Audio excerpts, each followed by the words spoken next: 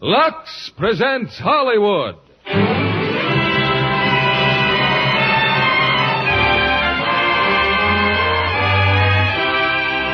Lever Brothers Company, the makers of Lux Toilet Soap, bring you the Lux Radio Theater, starring Gregory Peck and Virginia Mayo in Captain Horatio Hornblower. Ladies and gentlemen, your producer, Mr. William Keighley.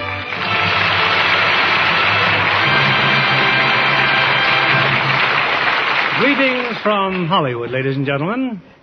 From time immemorial, stories of the sea have held a fascination for everyone, particularly those of the great naval battles before the days of modern warfare.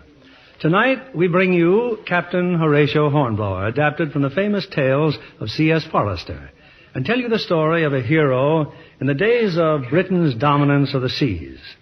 As our stars, we present the handsome and talented team of Gregory Peck and Virginia Mayo, recreating their original roles in this Warner Brothers screen adventure, which, by the way, can still be seen at your favorite neighborhood theater.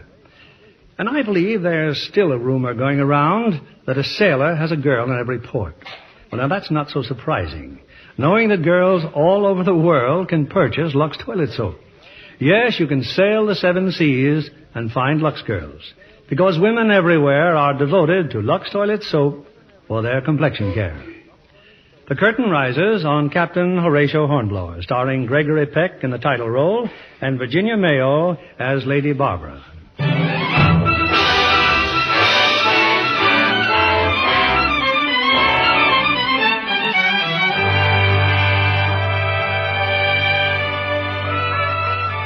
In the year 1807, a small ship of the Royal Navy, His Majesty's ship Lydia, set forth on a secret destination. With 5 million French and Spanish soldiers poised on the continent under Napoleon, nothing could save England from invasion except her 300 ships. But the Lydia was sailing far from Europe.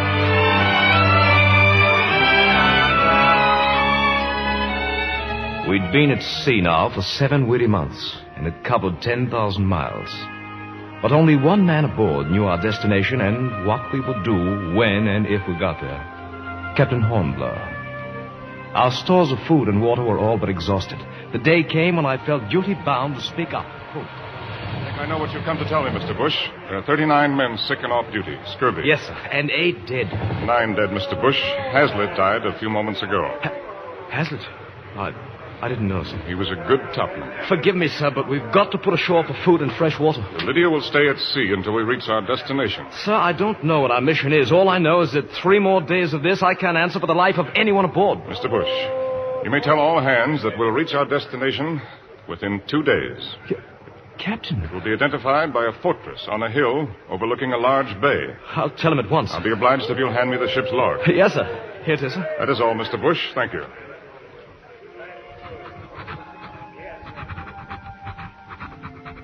I have sent word to the crew that our voyage is almost ended. I tell them this only to keep hope alive. I pray God my calculations are correct. It must come, or we shall all surely die.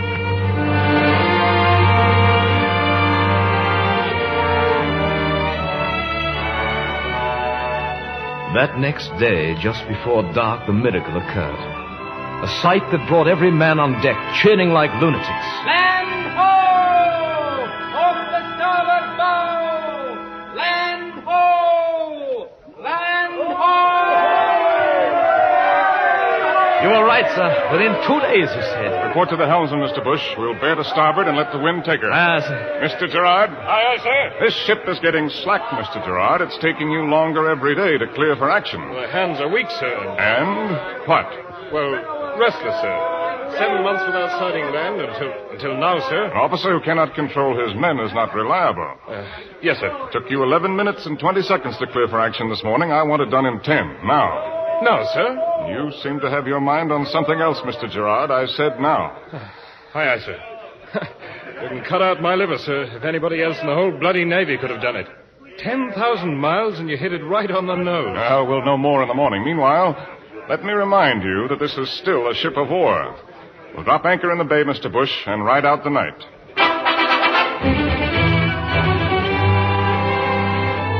Through the mists of the following morning, we saw the fortress, testifying to the incredible navigation of Captain Hornblower.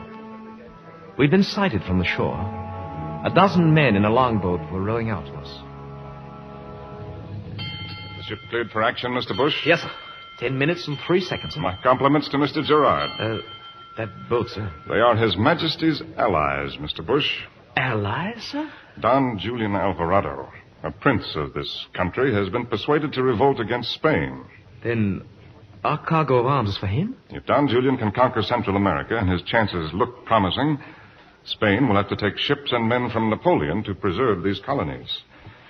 Prepare to take our callers aboard, Mr. Bush. 20 minutes later, they stood on our deck. Dark, ugly men with a great show of arrogance. I'm Don Jose Hernandez, Admiral in the service of El Supremo. You're Captain Hornblower? I am. You said El Supremo, senor. That means the Almighty. El Supremo was formerly known to men as Don Julian Alvarado. And where is this Supremo? In his fortress. You will come with me now. I'll be ready in a moment, Mr. Bush. Sir? Here are the keys to my dispatch box.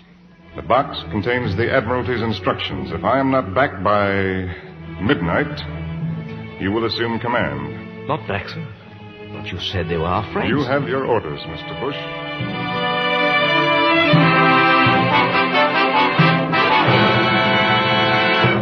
The English Captain El Supremo?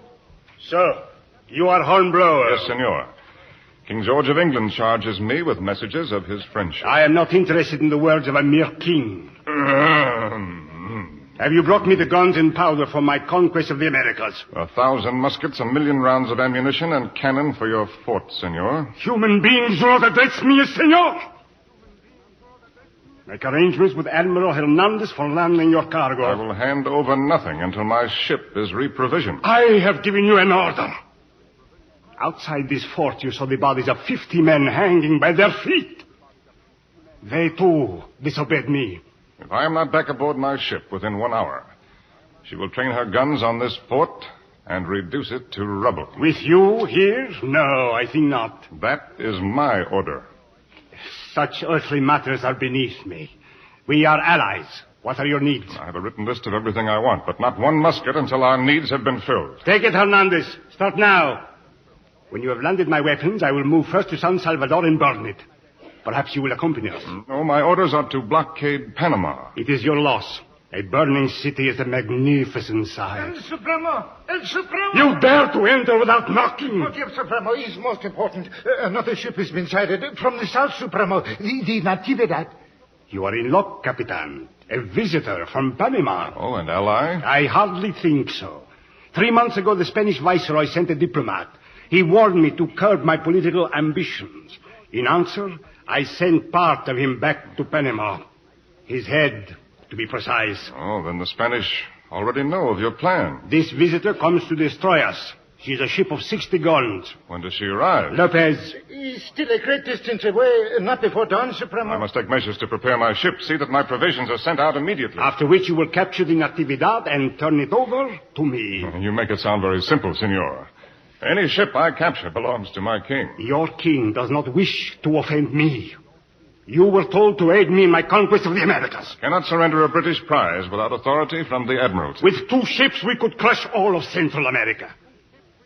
Take the Englishman back to his ship. Consider carefully, Captain Hornblower. My friend, my ally. But a ship of 60 guns, sir? Will she find us here at anchor? We're in the lee of a great point of land, Mr. Bush. Now, here in this bay will not be sighted. Send your best lookout ashore. Station him at the top of the hill. He can keep us informed of the Spaniards' whereabouts. Meanwhile, we'll take on provisions and discharge our cargo. If those are your orders... I have very little choice, Mr. Bush. We are without food. In our rear is a Spanish man of war. Before us is a fortress with 100 cannon, commanded by a madman. We'll remain where we are and take our chances. With the coming of darkness, our lookout signaled his last message from the shore. the Natividad had dropped anchor. She'd risk no battle with the fortress, not at night and in strange waters. A moment later, the officers of the Lydia were summoned to Captain Hornblower's cabin. Come in, gentlemen, come in. We'll have supper and then a game of whist, eh? Supper, sir? Yes, beef, Mr. Gerard. Compliments of El Supremo. Did you say whist, sir? Well, I'm prepared to lose, gentlemen. I've already won a bigger gamble. The Natividad has decided to drop anchor. It was my one hope. You mean we're leaving, sir? Slipping out in the dark? I mean that we now have a chance to capture the Natividad without a battle, without firing a cannon. The Spaniard has no knowledge of our presence here. Now, shortly after midnight, when the tide's in our favor, we'll lower our boats and attempt to take her by surprise. Now, Mr. Polwheel. Aye, sir? While their mouths are still gaping, suppose we feed them some dinner.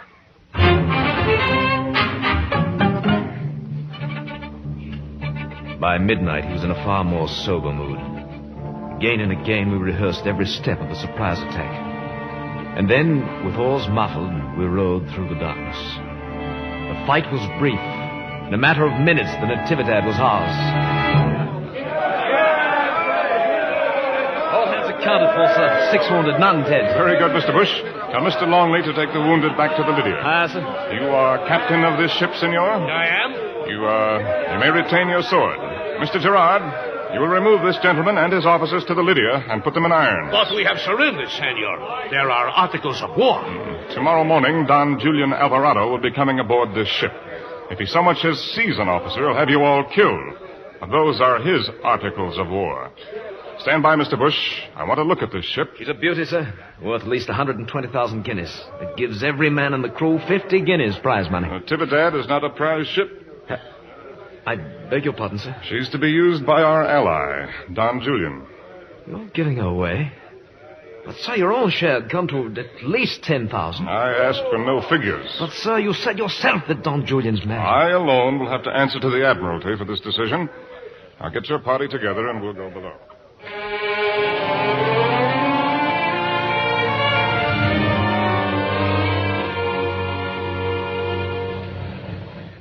Good morning, senor. Welcome aboard. We've been expecting you. You greet me with 11 guns. The correct salute for El Supremo Capitan is 23 guns. The king himself receives only 21. That is why I always have 23.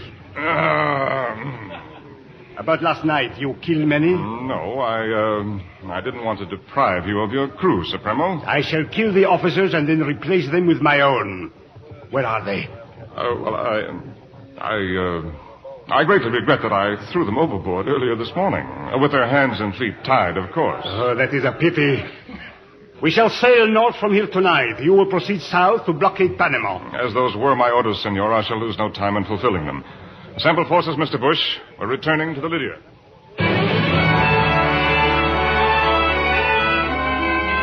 Both ships cleared the bay that night. Our crew was angry.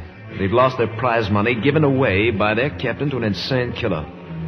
We were still grumbling about it 5 days later when we picked up a small lugger flying the Spanish colors and a white flag. Among those aboard were 2 women and a colonel named Intensa. Thank heaven we found you in time, Capitan Hornblower. I should still like to know why you're carrying a white flag. Capitan Hornblower, I welcome you as the new ally of Spain. Ally? For a month now, your country and mine have been brothers in arms against Napoleon. Oh, perhaps you think my news is too good to be true, huh? Here, then, senor, a letter from your own Admiralty. A letter? Thank you. As you will see for yourself, senor, Napoleon kidnapped our king and put his own brother on the throne of Spain. Our government in exile immediately concluded an alliance with Great Britain. I sought you out immediately. So easily you might have fallen afoul of our warship, the Natividad. It so happens, sir, that last week we did encounter the Natividad. Madre de Dios. And captured her. Senor, surely you are joking. Mr. Longley? Aye, sir? You will take Colonel Intensa below. I think he'd like a word or two with the captain of the Natividad. And now may I be allowed to say something? My name is Wellesley, Captain. Lady Barbara Wellesley. What? Wellesley? What? You're not related to the Duke of Wellington? He's my brother.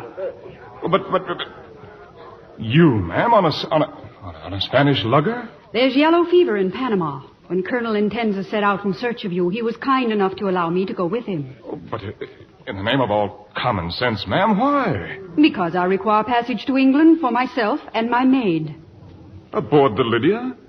What other British ship is in these waters, sir? Do you suggest we swim home? I suggest that your ladyship get back aboard that lugger, that you cross the isthmus and embark on a ship which has frills and fancies enough for women passengers. Captain Hornblower, last week 1,000 people died in Panama of yellow fever. May I ask why you were there in the first place? Because the British packet I was sailing on was captured by the Spaniards.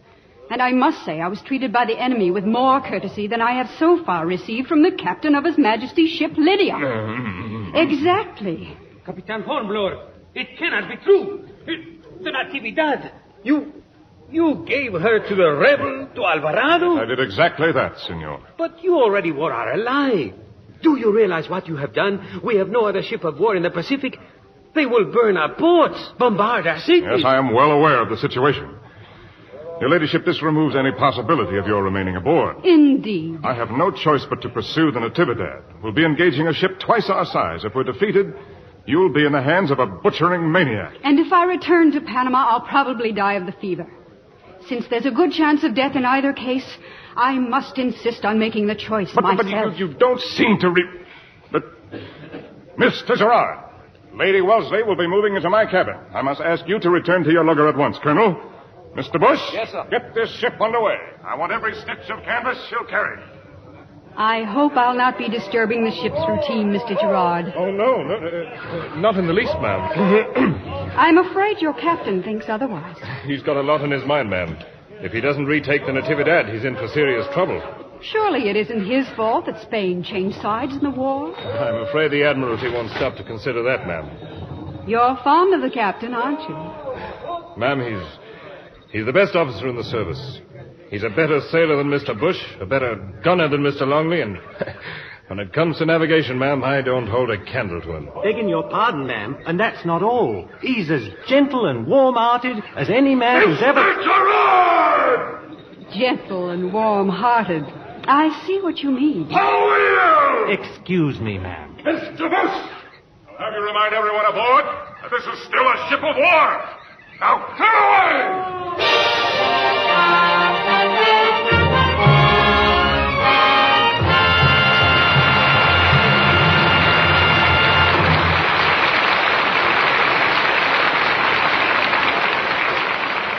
In a few moments, we'll return with Act Two of Captain Horatio Hornblower. Now, here's Libby Collins with the Lux Movie News of the Week. Hi, John. Hi. The picture in the news tonight is one that will keep you chuckling from start to finish. It's Warner Brothers' newest comedy, Room for One More. Oh, that's the picture that stars Cary Grant and Betsy Drake. Mm-hmm. They make a wonderful husband and wife team. They certainly do, John. In a house full of children and comic situations. Papa Cary and Mama Betsy are blessed with 3 offspring of their own, and they adopt 2 more. A brave and wealthy couple. No, John, just an average couple who believe that children make a home. There's laughs and tears and a lot of love in Room for One More. It's such a wonderful, scrubbed behind the ears sort of movie. With our big bath-sized Lux, I trust. But of course. And Lux's lovely Betsy Drake is absolutely endearing as the young mother. She's always so fresh-looking. Betsy told me that after working all day with 5 little dynamos, she really needed a beauty pickup and appreciated her Lux soap beauty bath more than ever. That's a beauty trick every young mother should learn. And every young girl. In that creamy Lux lather, the tiredness seems to float away. Your spirits get a refreshing lift. Your skin gets a beauty treatment. That's because Lux Lather is active, cleanses gently but so thoroughly that it makes your skin softer and smoother. Makes you feel Lux Lovely all over. Especially so because the delicate Lux fragrance clings for so long. I hope all the women in our audience will take this beauty tip from lovely Betsy Drake. Try Lux Toilet Soap in the big bath-size cake. Discover for yourself how easy it is to be Lux Lovely. You'll see why 9 out of 10 screen stars are Lux girls. Now, our producer, Mr. William Keeley. Act Two of Captain Horatio Hornblower, starring Gregory Peck in the title role and Virginia Mayo as Lady Barbara.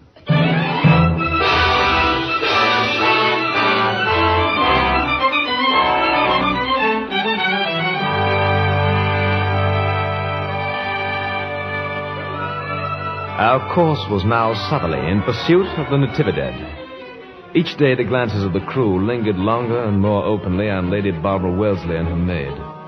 And each day Captain Hornblower became more irritable. I will tell you once again, Mr. Bush, we are not on a pleasure cruise. Our lives and our passengers' lives depend upon this ship being properly handled. You will inform her ladyship... There'll be no need to inform me, Mr. Bush. Captain Hornblower has a way of making himself heard even above the wind. All I ask, ma'am, is that you use a little more discretion.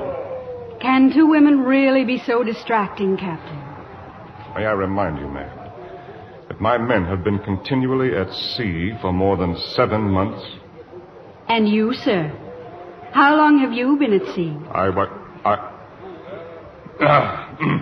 Sail ho! Sail off the larboard bow! Sail ho!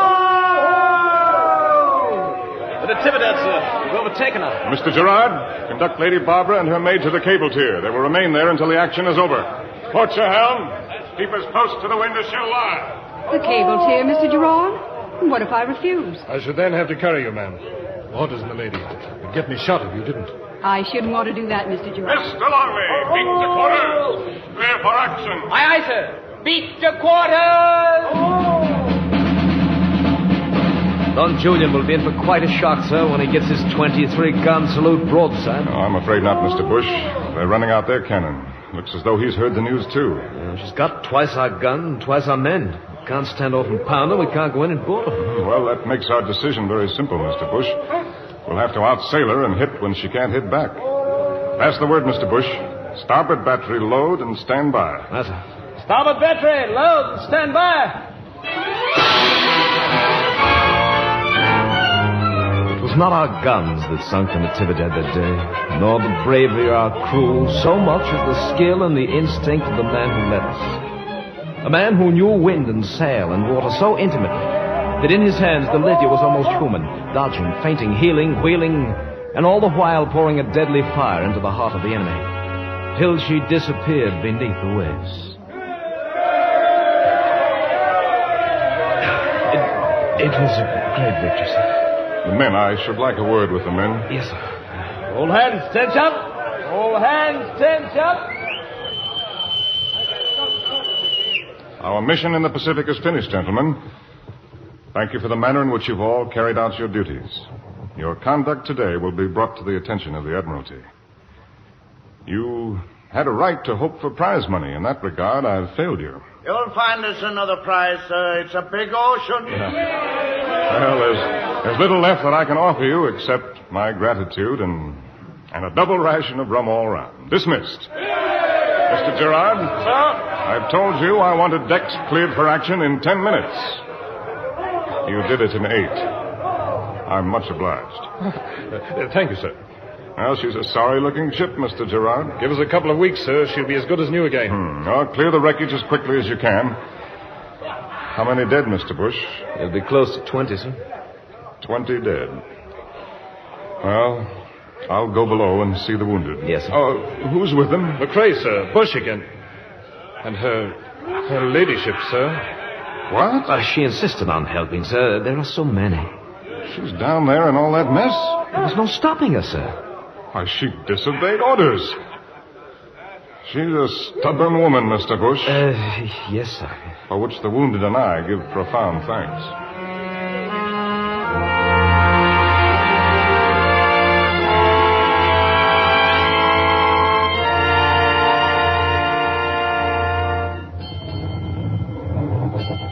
Good afternoon, Lady Wellesley. Good afternoon, Captain. I haven't had the opportunity yet to properly thank you for everything you did for the men. You were very busy that day. You don't have to thank me. You're trembling. Have you a chill, your ladyship? It's just the strain of the past week. Well, I don't wonder. What you saw was never meant for woman's eyes. But I did see, Captain. And I know there's not another officer in the Navy who could have done what you've done on this voyage. I'm glad you think so, your ladyship. My maid. Please, if you would call my maid. Your ladyship. Oh, I'm afraid I'm ill, Captain. I'm afraid Mr. Bush, Mr. Longley, her ladyship. Give me a hand.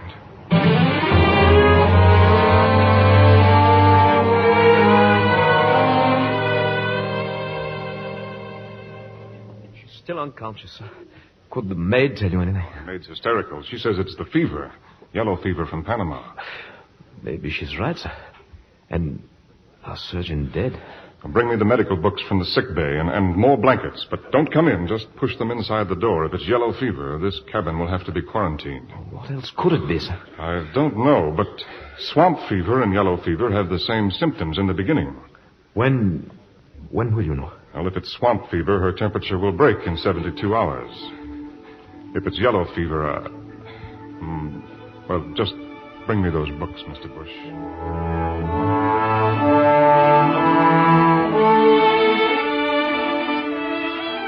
3 days later, the men had occasion to cheer once again. Lady Barbara was going to recover. And for the first time in those 3 days, Captain Hornblower left her cabin. He called for Mr. Polwheel to bring his razor and shave him. You've got a happy ship again, Captain, sir. The men are that fond of her ladyship, sir. To say nothing of the black mark there'd be against us if anything happened to the Duke of Wellington's sister. It wouldn't set so well with Mucho Pomposo either, sir. Mucho Pomposo? Oh, I beg your pardon, sir. I meant Admiral Leighton, the man she's going to marry, sir. Marry? Now, who told you that, Mr. Polwheel? Her ladyship's maid, sir. They're to be married as soon as she gets back to England. Will that be all, sir? Yes, that's all, Polwheel. Thank you. Please sit down, Captain. Just stopped by to see how you're feeling this morning. Much better, thanks to my doctor. I did no more than read a medical book, Your Ladyship. And go without sleep for 72 hours. Yes, I know. Mr. Polwheel told me. Now, Mr. Polwheel might have added that that's not at all unusual for a sailor, Your Ladyship. I do wish you'd call me Lady Barbara instead of Your Ladyship. Well, if you wish, ma'am, thank you. Of course, if Lady Barbara doesn't come easily to you and you wish to attract my attention, you can always say, You know, you're very observant. No one's ever noticed that before. No one, I'm sure, except every man aboard the ship. When should we reach England, Captain? In the spring, Lady Barbara. It will take that long. Well, I know how anxious you must be to get home again. I'll do my best, Lady Barbara. I'm sure you will. Thank you.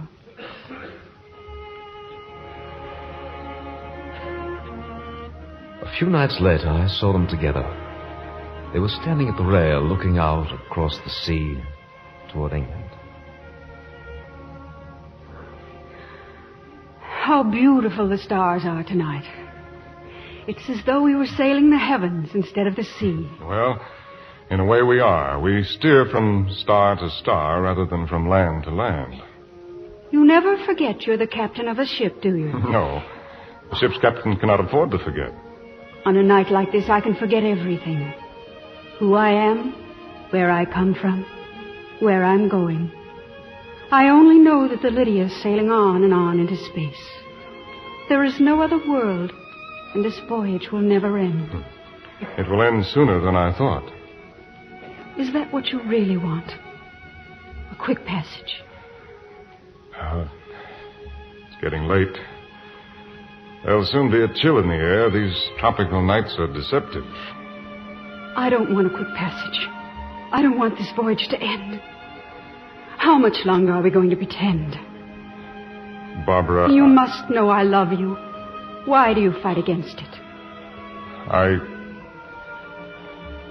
I'm married, Lady Barbara. Married? Oh, you'll forgive me. I've made a terrible mistake. I'm deeply ashamed. No, wait. No, please, let me go. Stay here and speed your ship homeward.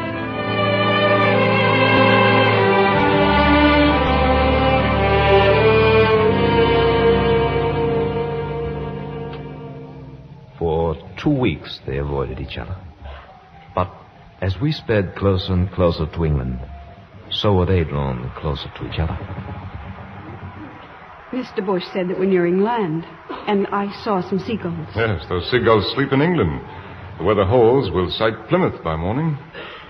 Plymouth by morning. Oh, my love. Barbara. I have no longing for the land. Nor I. I've known from the first, I think, when you tried to make me leave the ship. All captain and no heart, I thought. Now every mile closer to England is agony for me. What are we to do? Do? We're lovers and the world is ours. But we're not free, Barbara. Either of us. Do you really believe it can end here? In this one moment? It must. I see. It isn't easy for me to say. Please, try to understand.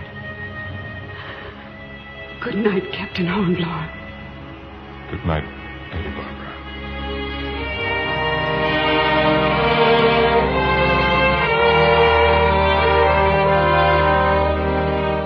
The next morning, we dropped anchor in Plymouth Harbor.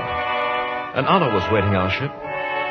The first from shore to board her was an admiral, Sir Rodney Layton. Captain Hornblower, at your service, sir. Lady Wellesley is aboard, is she not? She's been informed of your arrival, sir. Well, you return a famous man, Captain Hornblower. Of course, it's my personal belief that you were very fortunate to sink the Natividad, having first given her away. And on your own initiative, I believe. It seemed the best thing to do at the time, sir. But really, Hornblower, giving away a 60-gun prize to a madman? I stand ready to answer for my actions, In sir. addition, you risked the life of the Duke of Wellington's sister. I apologize for that, sir. I, too, value Lady Barbara highly. We're going to be married. Yes, so Lady Barbara has told me, sir. Yes, I suppose a ship of this size is rather confining, and confidence is freer than under normal circumstances. Oh, here you are at last, my dear. How good of you to come aboard. Oh, you've no idea how concerned I've been for your welfare. That was sweet of you, but you had no reason to worry. Oh, I'm glad to hear that. Now, shall we go? Your family awaits you impatiently in London. Yes, of course. Goodbye, Captain Hornblower. Lady Barbara? Thank you for your kindness. Attention!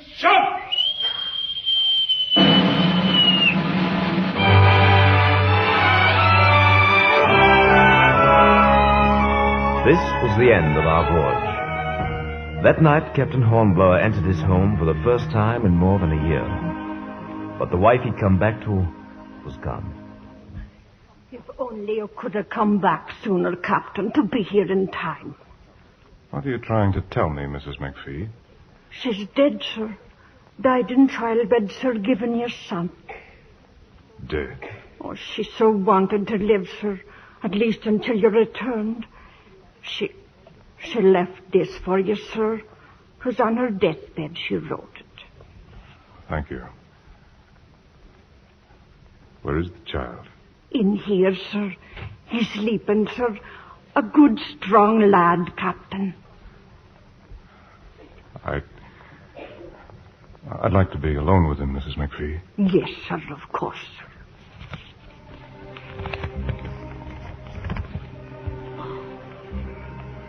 Not knowing where you are, I cannot send these last words to you. But I pray you will come back to read them.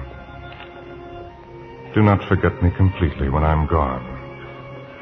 Though we've been married for 15 years, in all that time, we were together for only 15 months. One Christmas, 2 birthdays. But I am not sorry for the years. I know you have not loved me deeply, but I have loved you more for never betraying it to me. Maybe you have saved your love for our son. Come to him soon. Your devoted wife, Maria.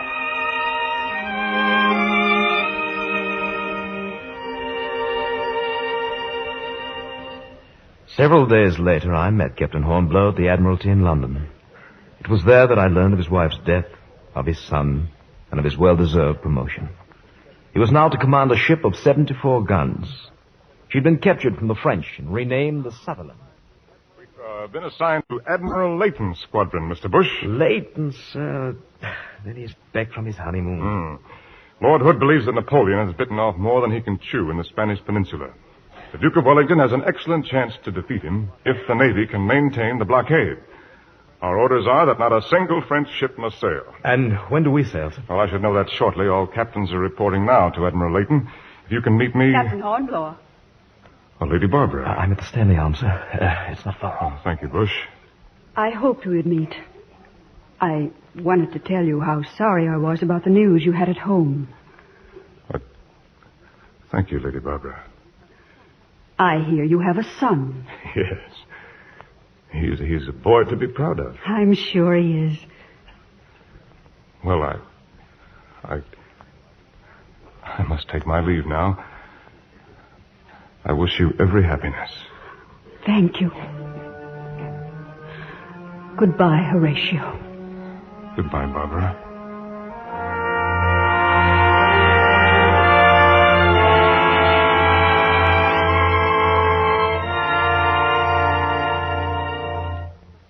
So it's fortunate we're all here, gentlemen. Some startling news has just arrived.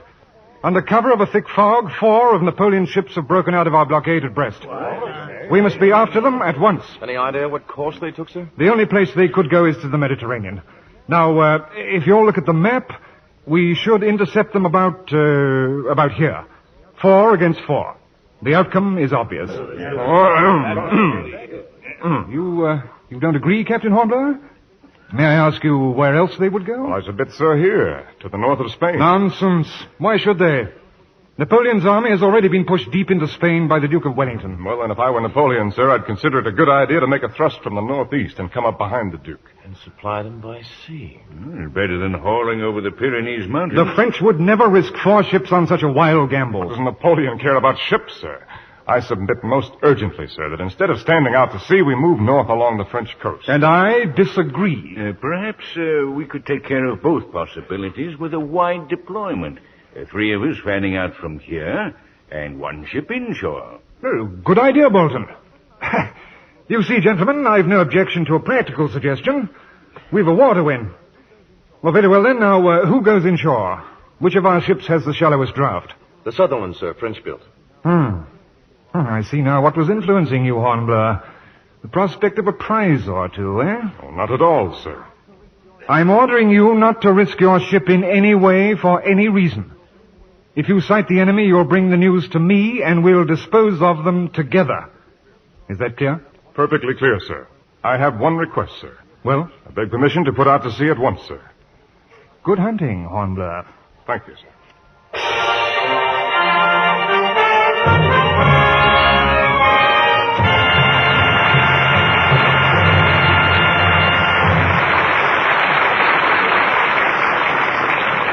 We'll be back with Act 3 of Captain Horatio Hornblower in a few moments. But first, my guest for tonight, Miss Virginia Gibson. You know, she's one of the busiest young players on the Warner Brothers lot. Thank you, Mr. Keeley. Now, blush prettily, Virginia, while I tell our audience. You know, Miss Gibson has that devastating combination. Red hair, blue eyes, and a Lux lovely complexion. You do have me blushing and looking for a quick change of subject, like the rumor that's all over Hollywood. About the coming Academy Awards. Rumor has it that the Warner Brothers presentation, A Streetcar Named Desire, will be a top contender for the year's Best Picture. Well, the New York film critics voted it the best English language picture, with awards for the director, Elia Kazan. And for Vivian Leigh in her role opposite Marlon Brando. Now, if Mr. Kazan and Miss Leigh win Oscars from the Academy... Which they're likely to. For in A Streetcar Named Desire, Vivian Leigh proves once more she's a great actress. And a beautiful actress. Oh, just to look at her complexion makes me more devoted than ever to my Lux soap facial. It's easy to see that you're a Lux girl, Virginia. That almost goes for granted in Hollywood. I don't need to tell you that Lux toilet soap is Hollywood's favorite beauty care. With good reason. Screen stars know that daily Lux facials make skin softer, smoother, really Lux lovely. And they're so easy. You simply cream in the rich, active lather for gentle, thorough cleansing. Then rinse with warm water and splash with cold. You can see right away, John, that your skin looks really lovelier. So soft and fresh. Thank you, Virginia Gibson. Why don't you try Hollywood Beauty Care daily Lux soap facials? You'll see you can be Lux lovely. Remember, 9 out of 10 screen stars use Lux. We pause now for station identification. This is the CBS Radio Network.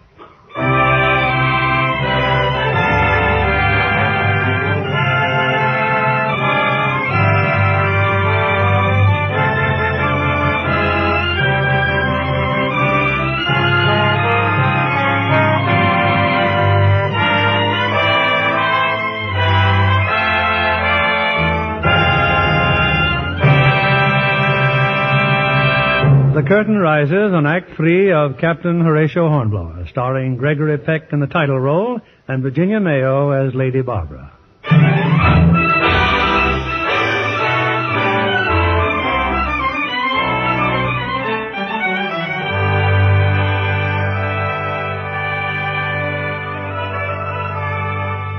We were bound now for the Spanish coast in search of the 4 French warships, and under strictest orders not to engage them without Admiral Layton.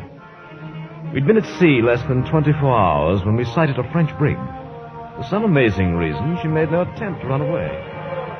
She must think we're French, sir. Oh, we can hardly blame her, Mr. Longley, considering we're French-built. It's her signal flags that puzzle me. Just 2 letters, sir, M and V. They're not in the code. Well, she'll start running fast enough if we don't answer. We'll port helm, Mr. Bush, and put one across her bow. Aye, sir. Port your helm. Fire when ready, Mr. Girard. Ready now, sir. Steady! Fire! She's lowering her flag, sir. Take a boat and board her, Mr. Bush. Bring her under our lee, and then I'd like a word with her captain. Lively now, we may just be wasting time.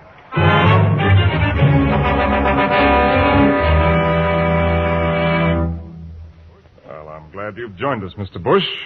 We're having a little difficulty with our captain here. Oh, shall I flog it out of him, sir? No, I don't enjoy brutality, Mr. Bush. Just take him up on deck, chop off his head, and give his body to the cook. No, Capitan. No. I tell you what you want to know. Well, then perhaps you'll tell us what that signal means, that MV. It is French recognition signal. Well, that may be very useful, Mr. Bush. Tell off a prize crew to sail the brig back to England. Brig and cargo ought to be worth 2,000 pounds, sir. What is the cargo? 40 tons of powder, sir. 100 casks of beef, 1,000 bushel of oats. 1,000 bushels of... You know what that means? A lot of horses, I'd say, sir. And horses mean cavalry. You, where were you bound? Come on, man, or I'll guillotine you here and now. Where were you bound? La Teste, Captain. The port of La Teste. There's no army near La Teste. You were going to transfer your cargo to 4 French ships, the ones that escaped from Brest, for an attack on Wellington in Spain. Oui, this so, Captain. 4 warships. Mr. Bush, cram on all sail and set a course for La Teste. Are we going in alone, sir, without advising the Admiral? No, we've no time. I'd rather be court-martialed and let those ships get away again. You can send the French brig to look for Layton's squadron. Yes, sir. And tell the sailmaker to make me a French flag. We stood off La Teste by early morning. A heavy fog hung like a curtain over the harbor. But if it shut the enemy from our sight, we too were protected. We're going in through the fog, Mr. Bush. Sun's coming out. By the time they're in range, that fog will be gone. Let's hope the French flag fools them, sir. We'll know soon enough. Keep the gun ports closed and the crew out of sight. Aye, sir. Beat to quarters! Beat to quarters!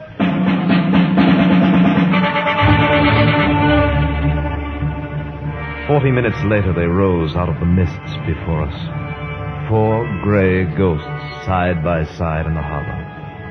Slowly, steadily, we closed in. There's a magnificent sight, Mr. Bush. We'll load with chain shot.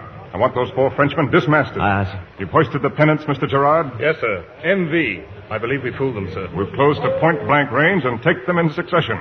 Are we ready, Mr. Bush? Cleared and ready, sir. And strike that French flag and send up our own. Mr. Girard. Sir. At her rigging. Fire as you bear. Port battery! Fire as you bear!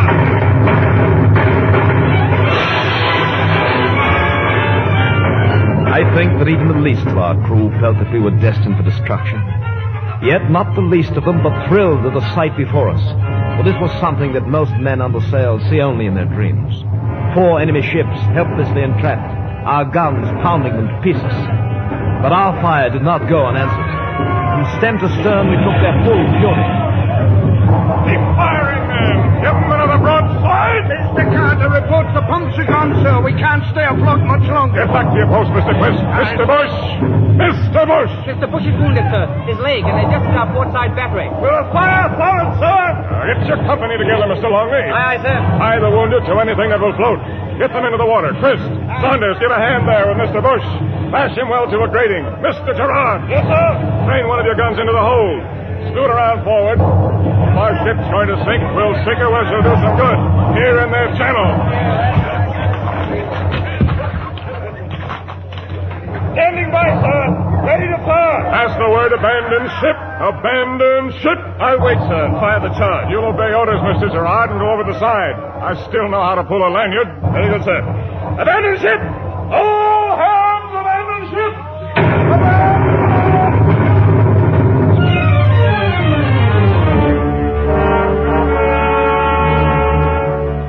We weren't far from the shore. Most of us made it, the tide bringing in the wounded. They were waiting for us on the beach, French Marines and soldiers. We were taken to a prison. Some hours later, Captain Hornblower joined us there. I can now tell you for certain that 2 of the French ships have sunk. The other 2 will never get through the channel. By nightfall, Admiral Layton and the squadron should be here. That means you'll all be free. Now, where's Mr. Bush?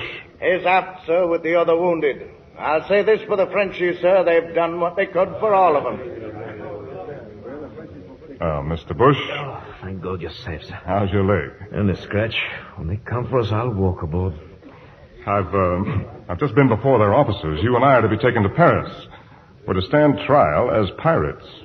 They'll be coming for us any moment. Pirates? Yes, sir. Begging your pardon, sir. Yes, what is it, Quist? Mr. Bush, he's not fit to travel far without care, sir. I'd like to look after him, sir. Well, I can't allow you to do that, Quist. Why, within a few hours, you'll be on your way home with the rest of the men. I respectfully submit, sir. You won't hardly find a way of stopping me. Well, thank you, Quist. I'll say goodbye to you now, men. For myself and Mr. Bush. It's not likely that we'll ever see you again. You know the England that you fought for. You know that you never need lose faith in her final victory. I want to thank you for the honor that you've bestowed on me by fighting at my side.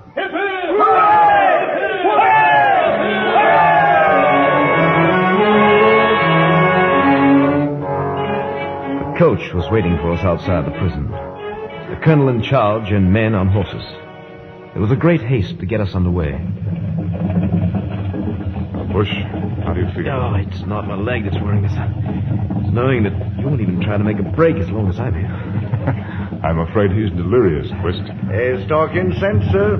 There's just their colonel and the 4 men. I'll stick with Mr. Bush. No, it's all or none of us. That's going to be a long journey. Suppose we all try to get some sleep. Sometime later, I became aware that we'd stopped. Quist was climbing back into the coach, and outside I could hear the French officer shouting at his men. Montez! Montez! En voiture vite! Avant cocher! Oh, what was wrong, Quist? I'm afraid I dozed off. Something wrong with their starboard wheel, sir. They didn't want to get their delicate hands dirty. No, it's dark out, eh? Aye, sir, and storming, too. You've been sleeping, sir. Are you all right, Bush? All I needed was some rest.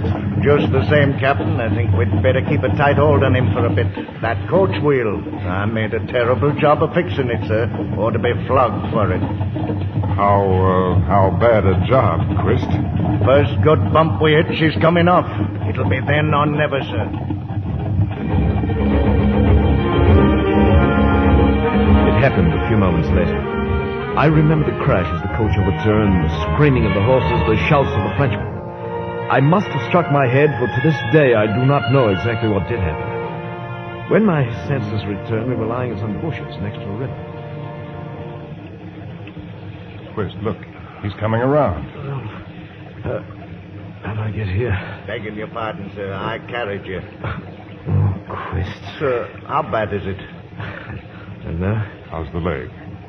Forgotten all about that. How did we get away? Well, when the wheel snapped, the horses broke their lines. That and the storm, some deplorable shooting, and here we are. And where might that be, sir? Now, this river is probably a tributary of the Loire. If we continue, we should eventually reach the port of Nantes. And after that, sir? Well, beyond that is the sea. Meanwhile, we'll need clothes for disguise and a boat to take us down the river. I never meant to tell you, sir, but before I joined the Navy, I served a term for theft. With your permission, sir, I'll do some reconnoitering. Well, be back before daylight, Quist. I will, sir, and I'll be coming back by boat.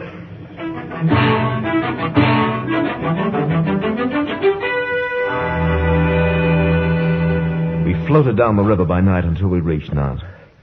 There in the busy harbor, our chance of discovery lessened considerably.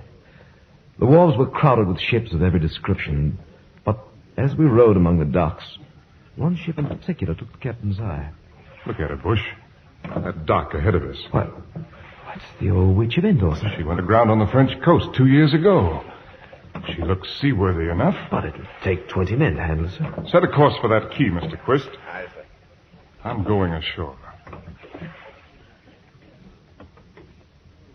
He returned an hour later, full of information and in a great hurry to tell us. Now, there's no time to ask questions. Just listen closely. They're using the Witch of Endor to ferry supplies from here to San Lazar.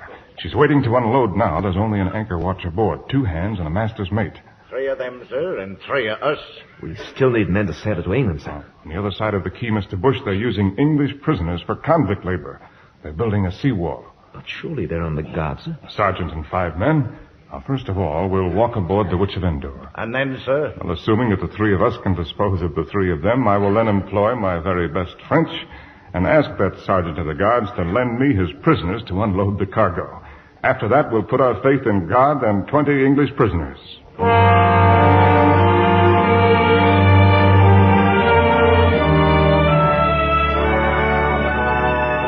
I have often wondered since what went on in the minds of the lookouts on the shores of Plymouth when first they saw the Witch of Endor butting through the English Channel, full sails aloft, our signal flags cracking in the wind.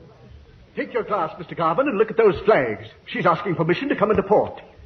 The Witch of Endor? Captain Horatio Hornblower? It's a trick of some kind. Get on the telegraph. Signal the naval station. There's time for that. But if your eyesight's good and I'm sober, there's a dead man approaching England in a lost ship. It is the witch. I'd know that old girl's beakhead anywhere. Here, let me at the telegraph. Oh, blimey. Wait till those cockheads in town hear this. Lord Hood, sir. The message from the harbor lookout has just been confirmed, sir. It's the Witch of Endor, sir. Witch of Endor? Is everyone in Plymouth drunk, Woodford? They've confirmed Hornblower, too, sir, in private code. All Plymouth's wild with excitement, sir. Plymouth? If it really is Hornblower, all England will go wild. Well, why are you standing about, man? Meet him when he lands. Bring him here.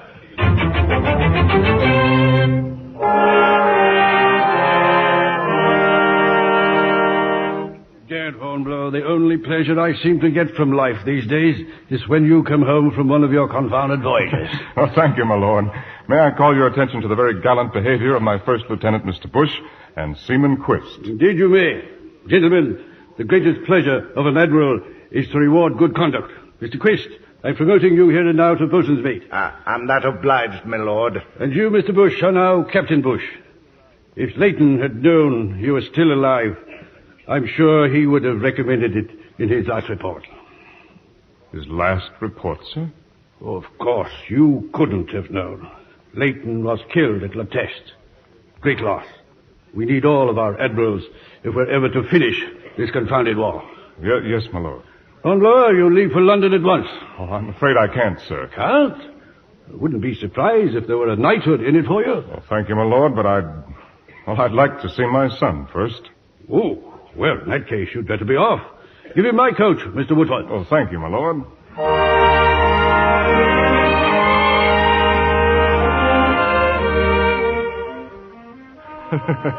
Well, look at him, Mrs. McPhee.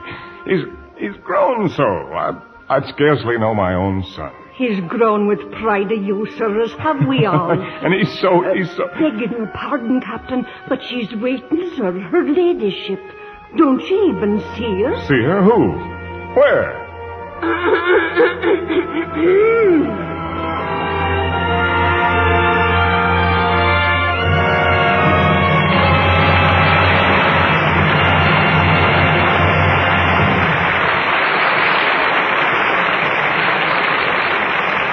Our stars will return in just a minute. Walking, waiting, dancing, dating. Everywhere a lady goes, it's hard on stockings, hard on hose.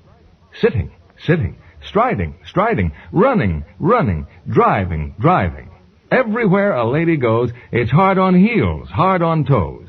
1, 2, 1, 2. Stretch, strain. Everywhere a lady goes, it's hard on stockings, hard on hose. Scientific strain tests show that stockings washed the gentle Lux way last twice as long. That's why 90% of the manufacturers of nylons recommend Lux Care. So start the Lux Flakes habit this very night. Remember, Lux Flakes gives you double the stocking wear. It's like getting an extra pair with every pair you buy. Extra pair. Lux Care. Double wear. Lux Care.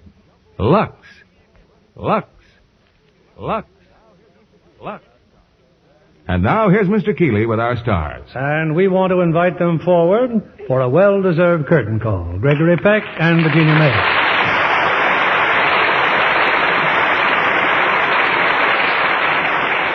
Greg, you've always been one of the busiest men in Hollywood with your screen, stage, and radio work. So what's new? Well, I've just returned from New York, where I went to do a radio show, and I'm going right into another picture. And you, Virginia, what's going at Warner Brothers? This woman is dangerous.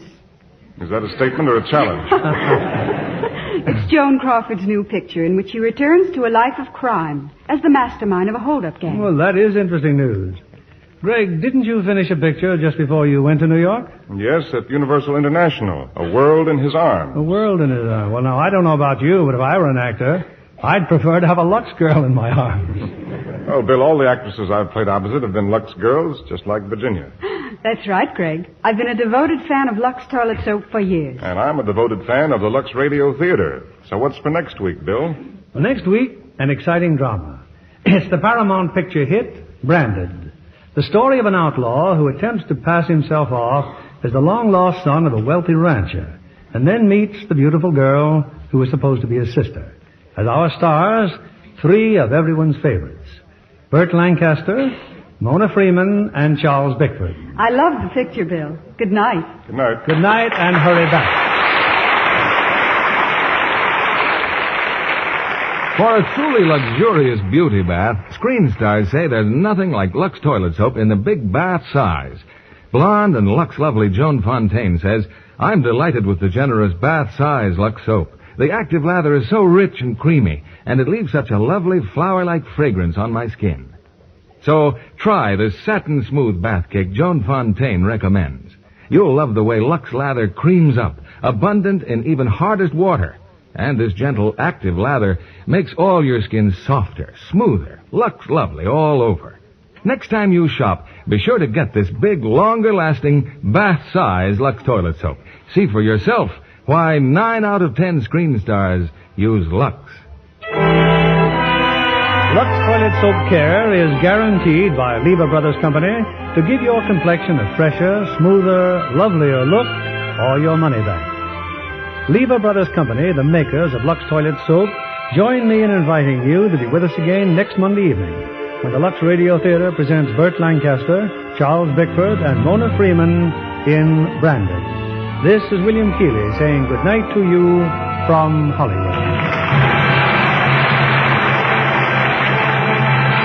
Heard in our cast tonight were Anthony Barrett as Mr. Bush, Charles Davis as Longley, Tudor Owen as Quist, Dan O'Herlihy as Gerard, and Jay Novello, John Dodsworth, Nelson Welch, Donald Morrison, Herbert Butterfield, Ruth Parrott, Fritz Feld, Irene Winston, Bill Johnstone, Jonathan Hoe, Robert Griffin, Herbert Rawlinson, Stephen Dunn, and Eddie Marr. Our play was adapted by S.H. Barnett, and our music was directed by Rudy Schrager. This is your announcer, John Milton Kennedy, reminding you to join us again next Monday night to hear Branded, starring Burt Lancaster, Mona Freeman, and Charles Bickford. This is the CBS Radio Network.